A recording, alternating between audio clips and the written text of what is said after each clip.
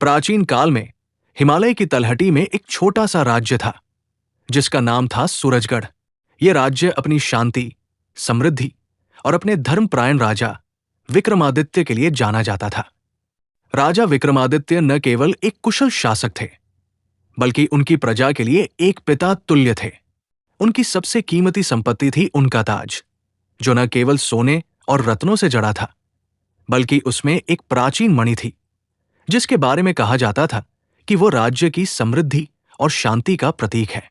इस मणि को सूर्य मणि कहा जाता था और ऐसा माना जाता था कि जब तक ये ताज राजा के पास है, सूरजगढ़ पर कोई विपत्ति नहीं आएगी। एक दिन राजा विक्रमादित्य अपने दरबार में बैठे थे जब एक दूत ने आकर सूचना दी कि पड़ोसी राज्य चंद्रगढ़ के राजा ने युद्ध की धमकी दी है।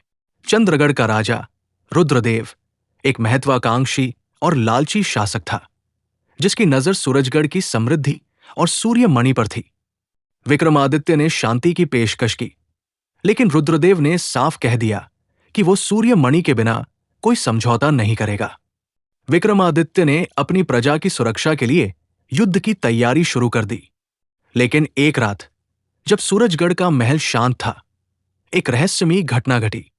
राजा का ताज, जिसमें सूर्य मणि जड़ी थी, उनके शयन कक्ष से गायब हो गया।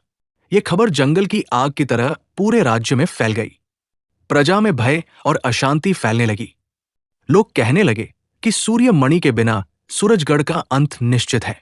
विक्रमादित्य ने तुरंत अपने विश्वसनीय सेनापति रघुवीर और अपनी बुद्धिमान सलाहकार विद्या को बुलाया।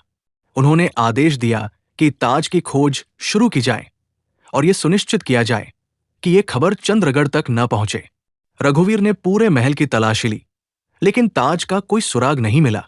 विद्या ने सुझाव दिया कि यह कोई साधारण चोरी नहीं हो सकती, इसके पीछे कोई गहरी साजिश हो सकती है।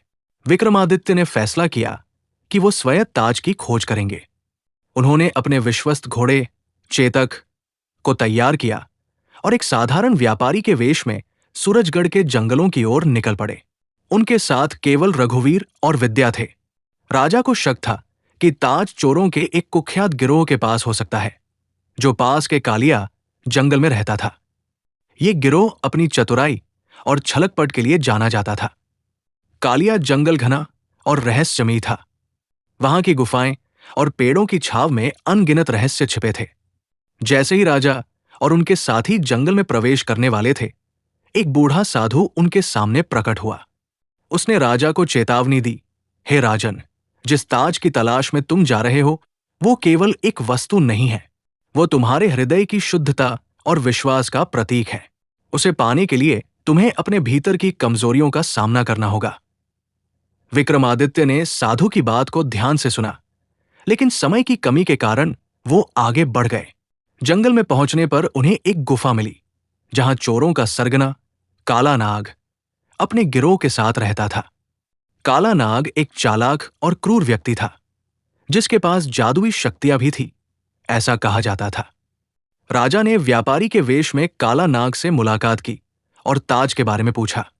काला नाग ने हंसते हुए कहा, ताज मेरे पास है, लेकिन उसे पाने के लिए तुम्हें मेरी 3 शर्तें पूरी करनी होंगी। पहली शर्त थी कि राजा को जंगल के बीचों बीच बने एक प्राचीन मंदिर में जाना होगा, जहां एक विशाल सांप की मूर्ति थी। उस मूर्ति के मुंह में एक रत्न था, जिसे लाकर काला नाग को देना था। विक्रमादित्य ने यह चुनौती स्वीकार की। मंदिर तक का रास्ता खतरनाक था, जहरीले सांपों और गहरी खाइयों से भरा हुआ। रघुवीर ने अपनी तलवारबाजी से रास्ता बनाया, जबकि विद्या ने अपने ज्ञान से सांपों को शांत करने का मंत्र पढ़ा।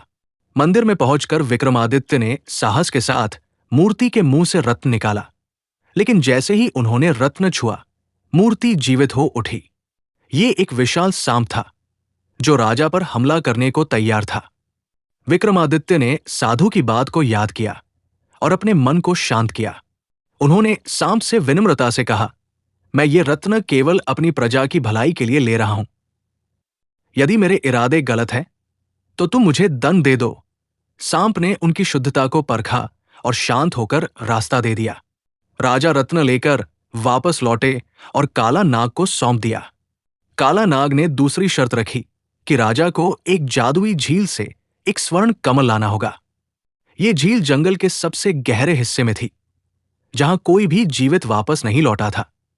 विद्या ने बताया कि झील में एक राक्षसी रहती थी, जो हर किसी को अपने मायाजाल में फंसाती थी। राजा ने फिर भी हिम्मत नहीं हारी।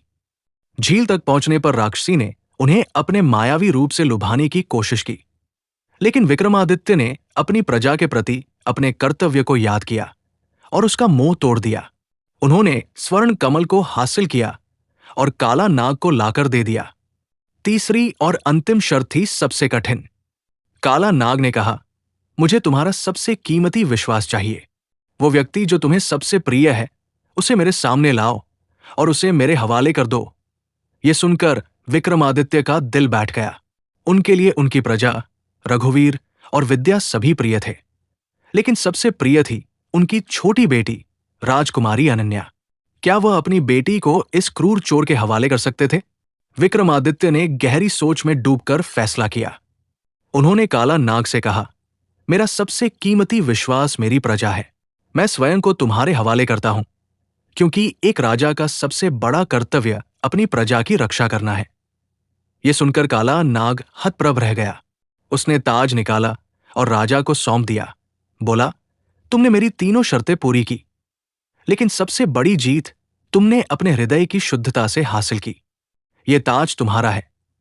विक्रमादित्य ताज लेकर सूरजगढ़ लौटे। जब चंद्रगढ़ के राजा रुद्रदेव को यह खबर मिली तो वो भयभीत हो गया और युद्ध की धमकी वापस ले ली। सूर्यमणि की चमक फिर से सूरजगढ़ में लौट आई और प्रजा में खुशी की लहर दौड़ गई। इस घटना ने राजा विक्रमादित्य को एक नई सीख दी। उन्होंने समझा कि सच्ची शक्ति ताज या मणि में नहीं, बल्कि एक राजा के विश्वास, साहस और प्रजा के प्रति समर्पण में होती है। सूरजगढ़ फिर से समृद्ध और शांतिपूर्ण बन गया और राजा विक्रमादित्य की कहानी पीढ़ियों तक गाई जाने लगी।